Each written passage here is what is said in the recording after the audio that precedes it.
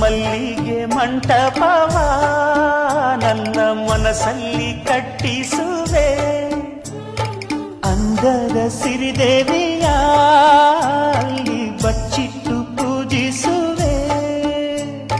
ಭೂಯ ಹಸಿರಿನಲ್ದೆ ಈ ಪಾದದಡಿಗೆ ಇರುವೆ, ಮಳೆಯ ಮೋಡದಂತೆ ಆ ಸುಡುವ ಬಿಸಿಲ ತಡೆವೆ. ಬಾಳ ತುಂಬ ನಾ ಬರುವೆ, ಹಸ್ತಕ್ಕೆ ರೇಖೆಯ ಹಾಗಿರುವೆ. ಚಂದ ಚಂದದ ಸೇವಂತಿಯ ಅಂದಕ್ಕೆ ಕಾವಲು ನಾನಿರುವೆ.